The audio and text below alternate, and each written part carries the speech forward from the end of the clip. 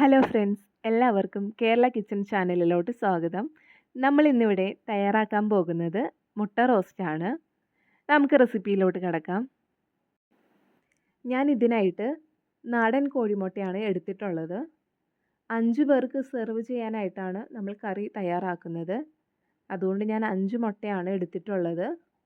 ആദ്യം നമുക്ക് മുട്ട നന്നായിട്ട് കഴുകി അത് പുഴുങ്ങാനായിട്ടിടാം.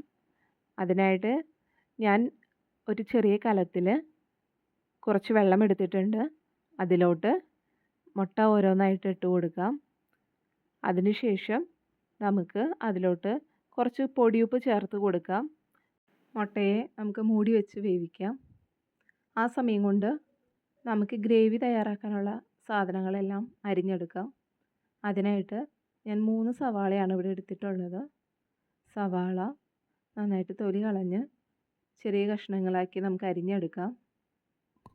സവാള എത്രത്തോളം കനം കുറച്ച് അരിഞ്ഞെടുക്കാൻ പറ്റുമോ അത്രത്തോളം കനം കുറച്ച് അരിഞ്ഞെടുക്കണം.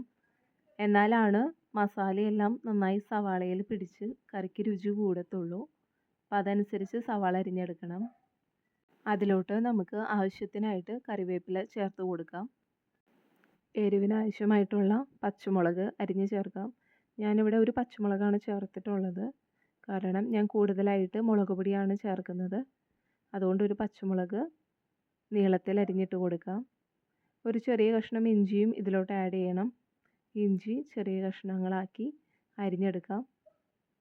നമ്മൾ പുഴുങ്ങാൻ വെച്ചിട്ടുള്ള മുട്ട വേവായിട്ടുണ്ട്. നമുക്കതിനെ ചൂടുവെള്ളത്തിൽ പച്ചവെള്ളം ആഡ് ചെയ്യാം. നല്ല രീതിയിൽ ചൂടുവെള്ളം മാറ്റി പച്ചവെള്ളം നിറയ്ക്കാം. നാടൻ കോഴിമുട്ടയുടെ തൊണ്ട് പൊളിക്കുമ്പോൾ മിക്കവാറും നല്ല രീതിയിൽ കിട്ടാൻ പാടാണ്. അതിനൊരു ടിപ്പ് ഞാൻ പറയാം. നമ്മൾ മുട്ട പുഴുങ്ങി കഴിയുമ്പോൾ അതിലോട്ട് നല്ല തണുത്ത വെള്ളം, ഫ്രിഡ്ജിൽ വെച്ച വെള്ളം അതിലോട്ട് ആഡ് ചെയ്ത് വെക്കുകയാണെന്നുണ്ടെങ്കിൽ മുട്ടത്തോട് എളുപ്പത്തിൽ കിട്ടാൻ സാധ്യതയുണ്ട്. അപ്പോൾ എല്ലാവരും അതൊന്ന് ട്രൈ ചെയ്ത് നോക്കാം. മുട്ടത്തോടെല്ലാം കളഞ്ഞ് മുട്ട കഴുകി വൃത്തിയാക്കി വെച്ചിട്ടുണ്ട്. നമുക്കിനി ഗ്രേവി തയ്യാറാക്കാം. അതിനായിട്ട് ഞാനിവിടെ ഒരു പാനാണ് അടുപ്പത്ത് വെച്ചിട്ടുള്ളത്. പാൻ നന്നായി ചൂടായി വന്ന ശേഷം ഇതിലോട്ട് നമുക്ക് വെളിച്ചെണ്ണ ആഡ് ചെയ്യാം. മുട്ട റോസ്റ്റ് ഉണ്ടാക്കുമ്പോൾ പ്രത്യേകം വെളിച്ചെണ്ണ തന്നെ യൂസ് ചെയ്യാൻ എല്ലാവരും ശ്രദ്ധിക്കുക. അതാണ് കൂടുതൽ രുചി. വെളിച്ചെണ്ണ ചൂടായി വരുമ്പോൾ അതിലോട്ട് തയ്യാറാക്കി വെച്ചിട്ടുള്ളത് നമുക്ക് ആഡ് ചെയ്ത് കൊടുക്കാം. സവാള, ഇഞ്ചി, പച്ചമുളക്, കറിവേപ്പില. ഇത് നന്നായി ഇളക്കിയ ശേഷം ഇതിലോട്ട് ആവശ്യമായിട്ടുള്ള പൊടിയുപ്പ് ചേർക്കാം. നന്നായിട്ട് സവാള വാടി വരുന്നത് വരെ നമുക്ക് ഇളക്കി കൊടുത്തുകൊണ്ടിരിക്കാം. ഞാൻ ലോ ഫ്ലെയിമിലാണ് വെച്ചിട്ടുള്ളത്. നന്നായിട്ട് വാടിയ ശേഷം വേണം നമുക്കിതിലോട്ട് പൊടികളെല്ലാം ആഡ് ചെയ്ത് കൊടുക്കാനായിട്ട്. സവാളയെല്ലാം നന്നായിട്ട് വാടി വന്നിട്ടുണ്ട്. ഒരു ബ്രൗൺ ഷെയ്ഡായിട്ടുണ്ട്.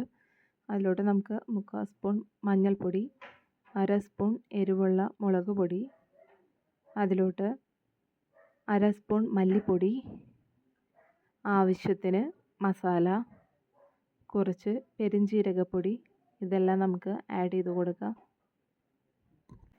ഇതിലോട്ട് എരിവ് കുറവാണെങ്കിൽ ലേശം കുരുമുളക് കൂടി ആഡ് ചെയ്യാവുന്നതാണ്.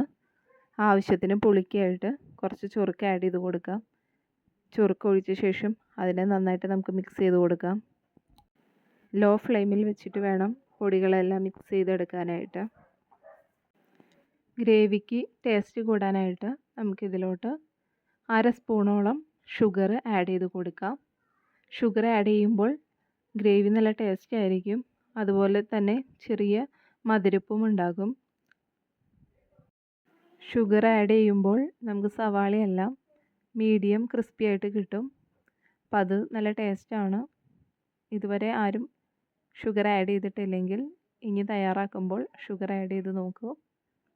ഇതിലോട്ട് നമുക്ക് ഗ്രേവിയെല്ലാം തയ്യാറായ ശേഷം 1/2 സ്പൂണോളം വെളിച്ചെണ്ണ ഒഴിച്ചു കൊടുക്കാം. അതിലോട്ട് നമുക്ക് പുഴുങ്ങി വെച്ചിട്ടുള്ള മുട്ട ഓരോന്നായിട്ട് ഇട്ട് കൊടുക്കാം. ഗ്രേവിയും മുട്ടയും എല്ലാം നന്നായിട്ട് മിക്സ് ചെയ്ത് നമുക്ക് എടുക്കാം. മുട്ട റോസ്റ്റ് റെഡി ആയിട്ടുണ്ട്. എൻ്റെ റെസിപ്പി ഇഷ്ടമായെങ്കിൽ ലൈക്ക് ചെയ്യുക, ഷെയർ ചെയ്യുക, കൂടെ സബ്സ്ക്രൈബും ചെയ്യുക.